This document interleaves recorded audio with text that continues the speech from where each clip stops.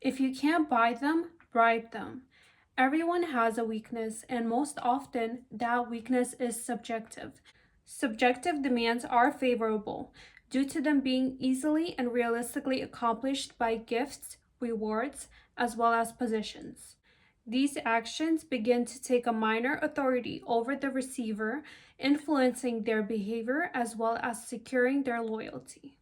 Every action or decision is transactional, with an emphasis on the benefit cost analysis. From a psychological standpoint, this is referred to as the reciprocity principle, where it is embedded in human nature to automatically return favors. Incorporating this into a modern day scenario, you can have a coworker present you with a bonus gift. This makes you automatically connect beneficial and positive emotions to that individual on a personal level, making you more susceptible to comply with them. This makes you, as a receiver, more likely to perform the requests of that individual without actually questioning the agenda behind it. Obtaining or bribing someone is not a one-time transaction.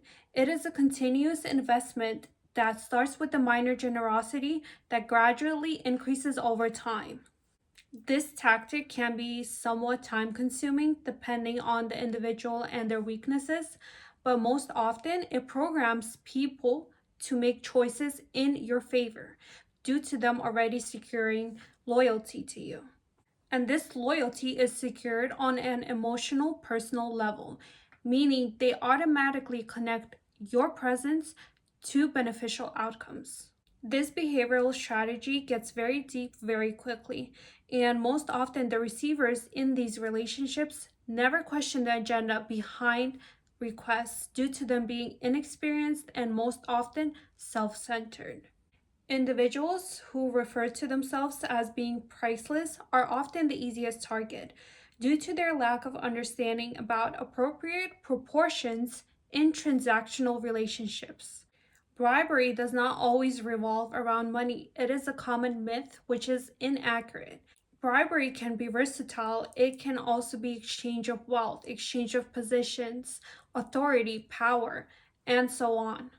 The precision of this psychological tactic is very immaculate due to it being built on the foundations of humans' emotions, what they seek, what they thrill, and what drives them. Most often, it is very predictable because most people chase authority.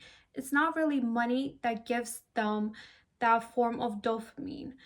It is authority, control over others. One way to avoid being a victim of this deceptive strategy is to avoid living in self centeredness. Self centeredness shuts down your awareness and you stop questioning your surroundings. This is what gets people in trouble most of the times. You always have to question the agenda and you always have to understand the hidden agenda behind it because most often nothing is really deceptive if you know what's going on. Commonly, victims die without actually knowing that they played a significant role in fixed actions, making this tactic more alarming. You cannot be deceived if you can spot deception at early stages. The reasoning for this is that the end result or the agenda is mostly built on a long record of precise actions leading into it, which most often are small. This is how the world presently works and will work in the future. It is your responsibility to educate yourself well enough to be able to decode certain actions and not be surprised when the outcomes come. With pleasure, potential mind.